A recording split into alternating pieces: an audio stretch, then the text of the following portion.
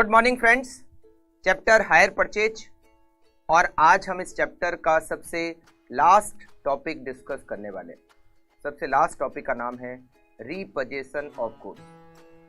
Higher purchase system में अगर hire purchaser instalment का पेमेंट नहीं कर पाता है तो हायर वेंडर को ये राइट है कि वो गुड्स को रीपजेज कर सकता है। अगर हायर वेंडर गुड्स को रीपजेज करता है तो हायर परचेजर ने वहां तक जितना भी पेमेंट किया था उसके बदले में हायर वेंडर को कुछ भी देने की जरूरत नहीं है। रीपजेशन ऑफ गुड्स में भी दो सिचुएशन बनती है। एक सिचुएशन जिसमें सारा का सारा गुड्स जितना भी सेल किया था वो पूरा का पूरा रीपजेज हो जाता है, हम इसको कहते हैं फुल रीपजेशन। और एक होता है पार्शियल रीपजेशन जिसमें जितना गुड्स हमने सेल किया था हायर परचेज पर पूरा का पूरा हम रीपजेज नहीं करते, उसमें से कुछ गुड्स का ही हम रीपजेज करते हैं और बाकी का हम हायर परचेजर के पास ही रहने देते हैं। आज हम डिस्कस करने वाले हैं फुल रीपजेशन को। फुल रीपजेशन के केस में क्या क्या एंट्रीज होती है, अकाउंट में क्या क्या एडजस्टमेंट होते हैं और कौन कौन से अकाउंट हमें बनाने होते हैं हायर परचेजर की बुक्स में और हायर वेंडर की बुक्स में। तो चलिए स्टार्ट करते हैं full repossession of goods.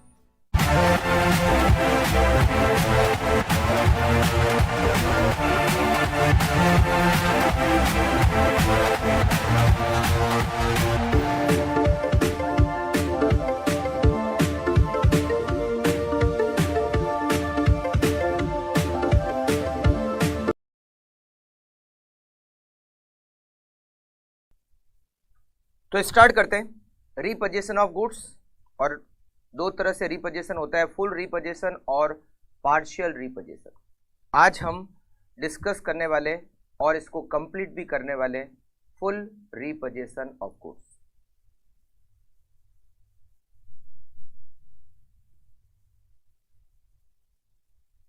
Full repossession of goods.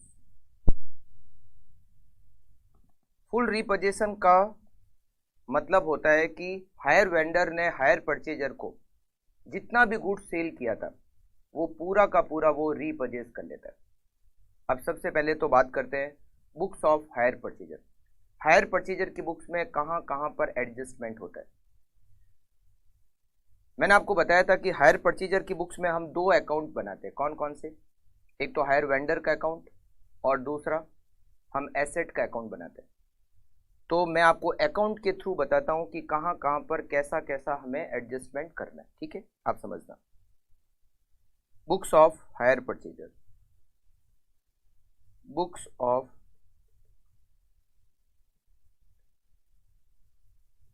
Hire purchaser.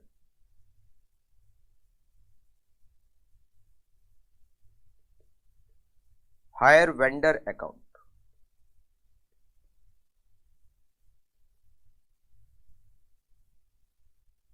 जब फुल रीपजेशन ऑफ गुड्स होता है तो उसके बाद में हायर वेंडर का अकाउंट हमें क्लोज करना होता है, क्योंकि उसके बाद हमसे हायर वेंडर कुछ भी नहीं, उसको कुछ भी रुपए हमें ड्यू नहीं है, मतलब कुछ भी देना नहीं है। अगर उसने सारा का सारा गुड्स रीपजेज कर लिया है तो हमें हायर वेंडर के अकाउंट को क्लोज करना पड़ता है। हमें एसेट के अकाउंट को भी क्लोज करना पड़ता है, क्योंकि एसेट का भी हायर वेंडर रीपजेज कर चुका होता है। तो हमें हायर वेंडर के अकाउंट को भी क्लोज करना होता है, हमें एसेट के अकाउंट को भी क्लोज करना होता है। हायर वेंडर के अकाउंट को हम कैसे क्लोज करेंगे?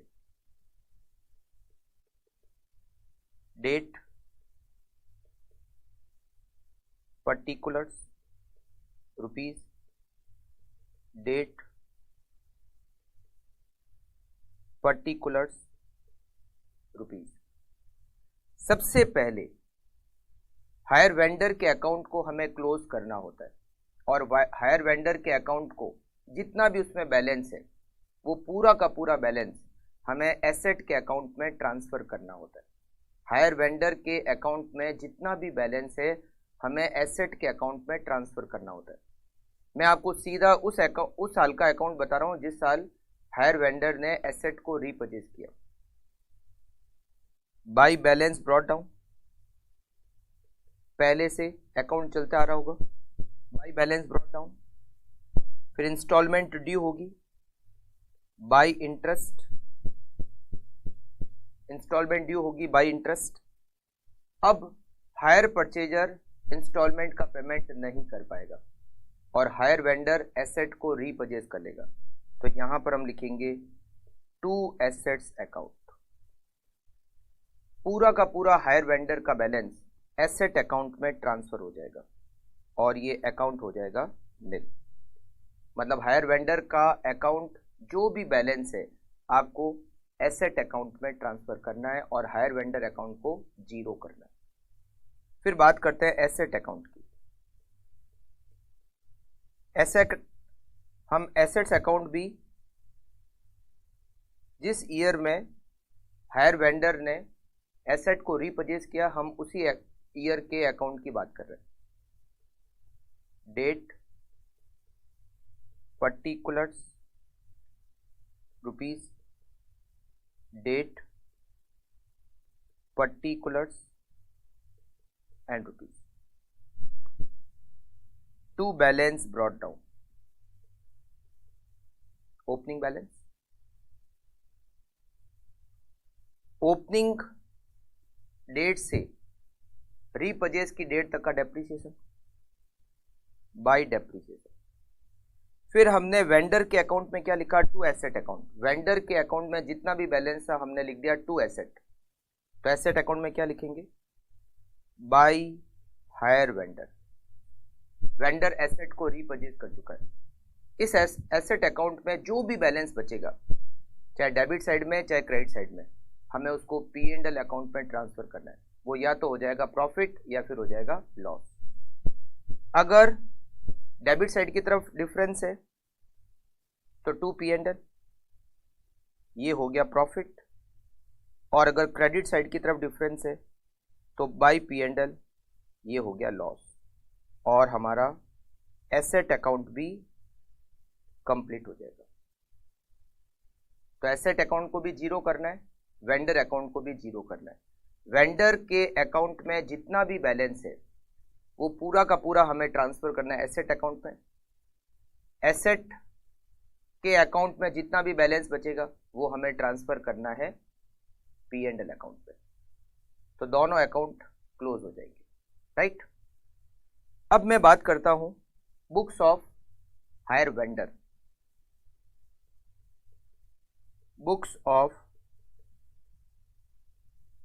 Higher vendor. हायर वेंडर की बुक्स में हम अकाउंट बनाते हैं हायर परचेजर का। After repossession of goods, hire purchaser का अकाउंट जीरो हो जाएगा। Hire purchaser account. सबसे लास्ट ईयर के बारे में बात करते हैं जब हमने गुड्स को रीपरचेज किया। Date particulars rupees, date particulars and rupees. To balance brought down, opening balance, instalment due होगी, टू इंटरेस्ट। हमने गुड्स को रीपरचेज कर लिया। हमने गुड्स को रीपरचेज किया, वो हमारे लिए एसेट नहीं है, वेंडर के लिए वो एसेट नहीं है, वेंडर के लिए वो क्या है, गुड्स। तो हम यहां पर लिखेंगे by repurchase goods account, by repurchase goods account.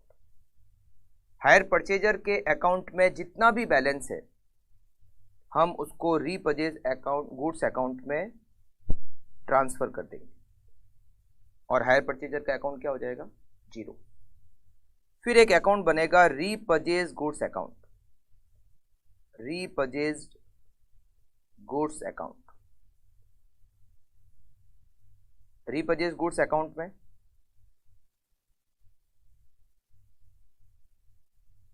हम डेबिट साइड में लिखेंगे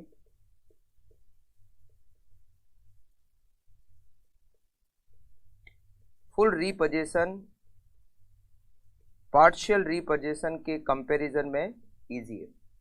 हम यहां लिखेंगे टू हायर परचेजर,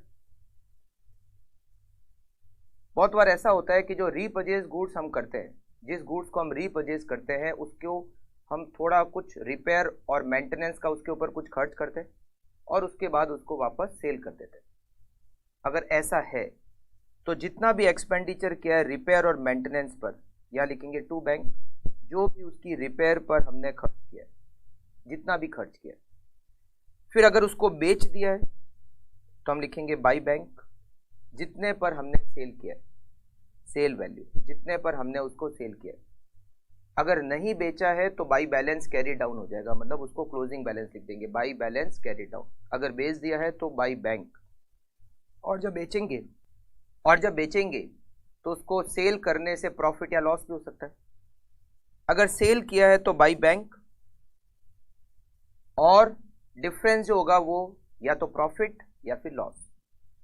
अगर क्रेडिट साइड की तरफ डिफरेंस है तो by P and L, loss, और अगर डेबिट साइड की तरफ डिफरेंस है तो to P and L, profit, और रीपर्चेज गुड्स अकाउंट भी क्लोज हो जाएगा। अगर रीपर्चेज गुड्स को सेल नहीं किया है तो बाई बैंक की जगह हम लिखेंगे बाई बैलेंस कैरी डाउन, फिर प्रॉफिट या लॉस नहीं आएगा। प्रॉफिट या लॉस कब आता है? जब हम रीपर्चेज गुड्स को सेल कर देते हैं। तो बहुत इजी है। परचेजर की बुक्स, जो परचेजर की बुक्स बनती है उसमें हमें वेंडर के अकाउंट को क्लोज करना होता है। पूरा का पूरा जो बैलेंस है वो हम एसेट अकाउंट में ट्रांसफर कर देते हैं। वेंडर अकाउंट में जितना भी बैलेंस है वो एसेट अकाउंट में ट्रांसफर, और एसेट अकाउंट में जो भी बैलेंस है वो पी एंड एल अकाउंट में ट्रांसफर। उसके बाद वेंडर की बुक्स, हायर परचेजर अकाउंट में जितना भी बैलेंस है वो रीपर्चेज गुड्स अकाउंट में ट्रांसफर, और रीपर्चेज गुड्स को अगर हमने सेल कर दिया है तो हम करेंगे बाई बैंक, और जो भी प्रॉफिट या लॉस है उसको पी एंड एल में ट्रांसफर कर देंगे। अगर हमने सेल नहीं किया तो उसको बाई बैलेंस कैरी डाउन। बहुत इजी है, फुल रीपर्चेशन बहुत इजी है। इसका एक क्वेश्चन है, वो क्वेश्चन भी हम सॉल्व कर लेते हैं। Question number 11, on 1st April 2012 Messrs Power Motor sold on hire purchase basis a truck whose cash price was rupees 9 lakh to Messrs Singh and Singh, a firm of transporter.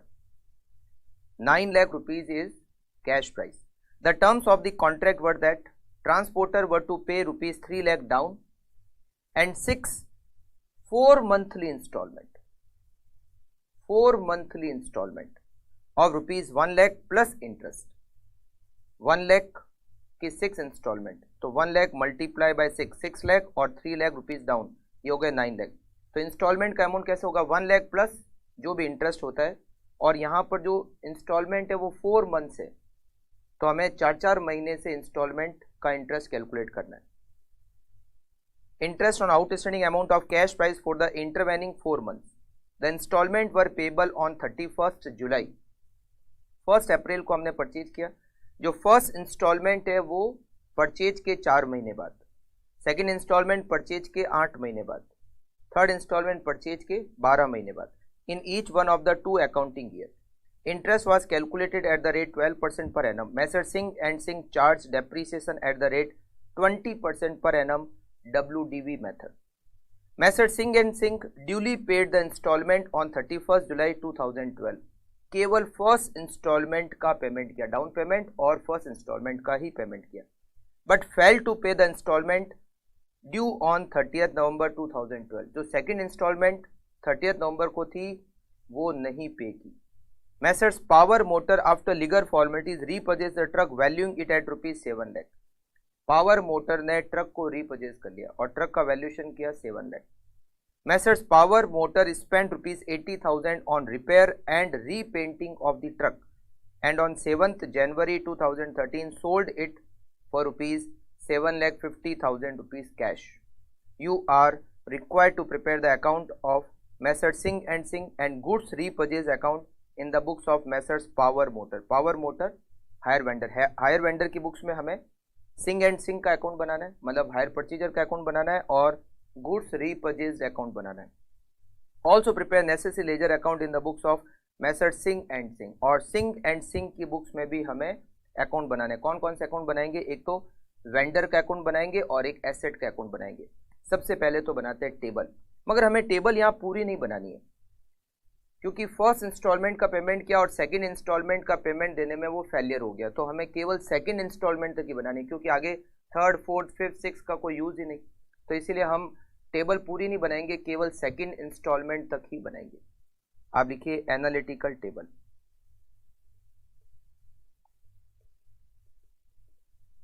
Analytical table.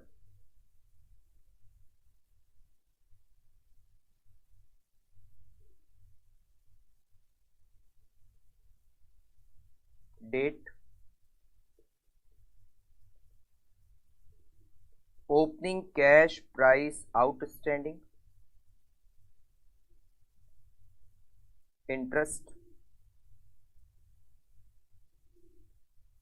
Instalment, closing cash price outstanding.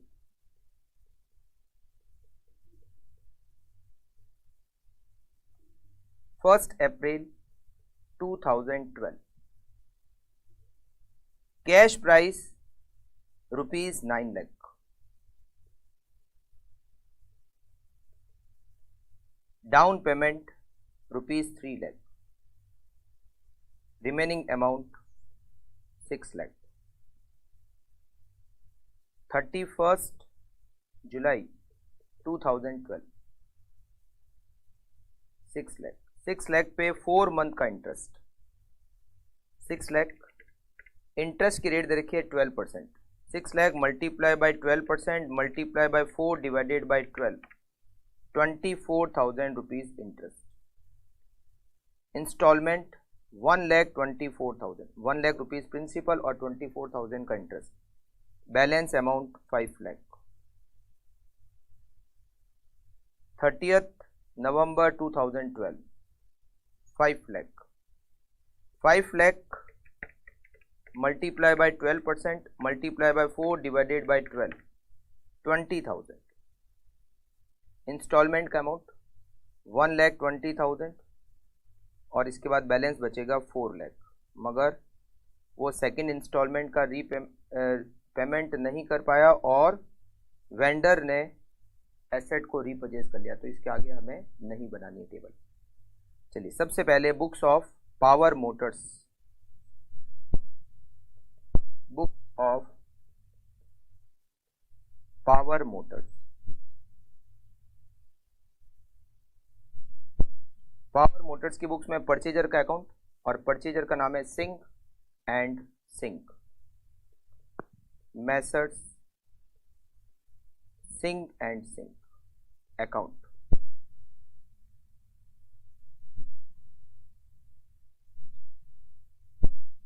Full repossession बहुत easy है। Date, particulars, amount. Date, particulars, amount. 1 April 2012 to hire sales 9 lakh. 1 April 2012 by bank down payment मिला 3 लाख। अच्छा, first instalment इसी साल due हो गई 4 महीने बाद, 31 July 2012 to interest. First instalment में इंटरेस्ट का अमाउंट है 24,000 और परचेजर ने फर्स्ट इंस्टॉलमेंट का पेमेंट कर दिया by bank 1,24,000। 30 November 2012 to interest, second instalment due हो गई, उसका इंटरेस्ट 20,000, मगर सेकेंड इंस्टॉलमेंट का सिंह एंड सिंह ने पेमेंट नहीं किया, तो हम यहाँ लिखेंगे by goods repurchased account. 9 lakh plus 24,000 plus 20,000, 944। 944 में से माइनस करते हैं 3 लाख -124, 5,20,000 रीपर्चेज गुड्स अकाउंट में ट्रांसफर हो जाएंगे। फिर हम बनाएंगे goods repurchase account, repurchase goods account या गुड्स रीपर्चेज अकाउंट एक ही बात है। गुड्स रीपर्चेज अकाउंट,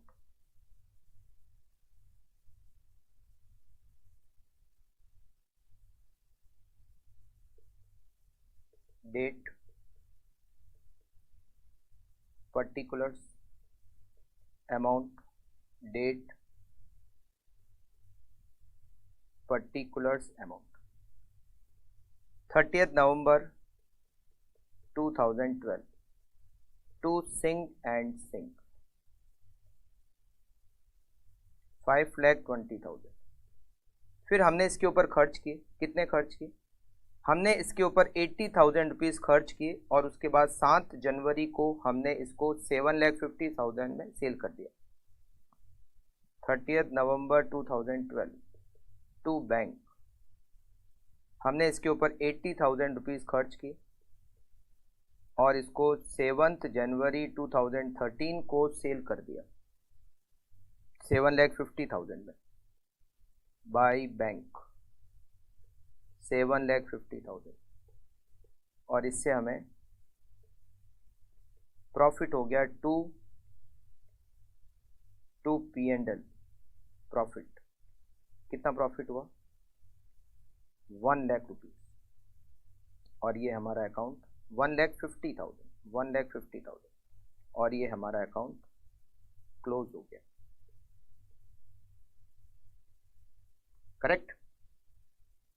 ये तो बन गई बुक्स ऑफ हायर वेंडर। अच्छा, यहाँ पर एक दे रखा है कि जो रीपर्चेज गुड्स किया उसका हमने वैल्यूएशन किया 7 लाख, मगर आगे जाके हमने गुड्स रीपर्चेज को सेल कर देना, तो इस वैल्यूएशन का हमें कोई इफेक्ट नहीं लेना है। बस परचेजर का जो भी अकाउंट था हमने गुड्स रीपर्चेज में ट्रांसफर कर दिया और गुड्स रीपर्चेज को हमने सेल किया तो जो भी बैलेंस था वो P&L अकाउंट में ट्रांसफर कर दिया। Books of Singh and Singh, books of Singh and Singh,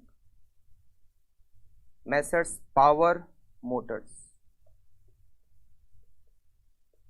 messrs power motors,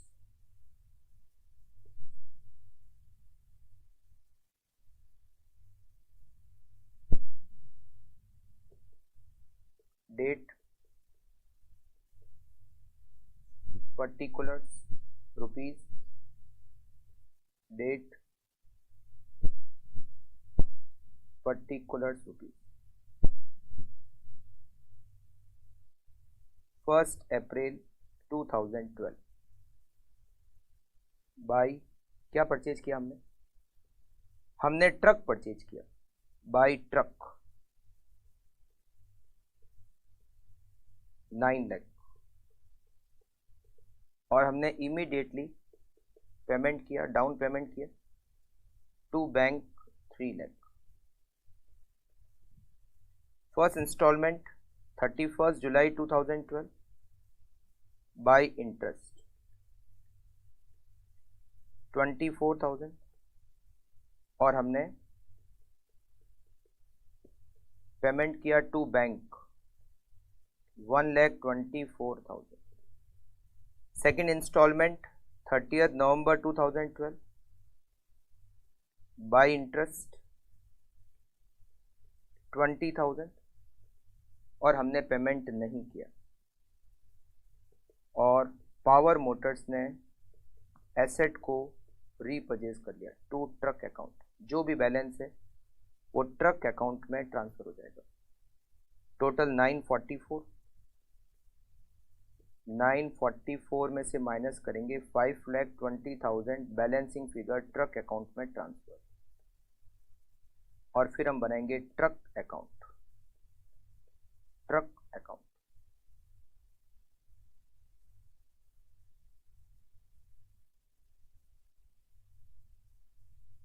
date, particulars, amount. Truck account में 1 अप्रैल 2012 को हमने ट्रक परचेज किया था 1 April 2012 to power motors, cash price 9 lakh. हमने उस ट्रक को, वो हमारे पास था 8 महीने के लिए, 8 महीने बाद वेंडर ने उसको रीपरचेज कर लिया। 8 महीने का डेप्रीसिएशन की रेट यहां पर हमें दे रखी है 20% पर एनम। तो यहां हम लिखेंगे 30 नवंबर 2012 बाई डेप्रीसिएशन 9 लाख पे 20% 1,80,000 एक साल का, divided by 12 multiply bye 8 month का डेप्रीसिएशन 1,20,000। और उसके बाद बाई, यहां पर लिखेंगे 30 नवंबर 2012 को बाई पावर मोटर ने इस ट्रक को रीपरचेज कर लिया। तो हमने पावर मोटर में क्या लिखा, 2 ट्रक, तो यहां लिखेंगे बाई पावर मोटर 5,20,000 और इसका जो बैलेंस है वो P&L में ट्रांसफर बाई P&L, ये हो गया लॉस 9 लाख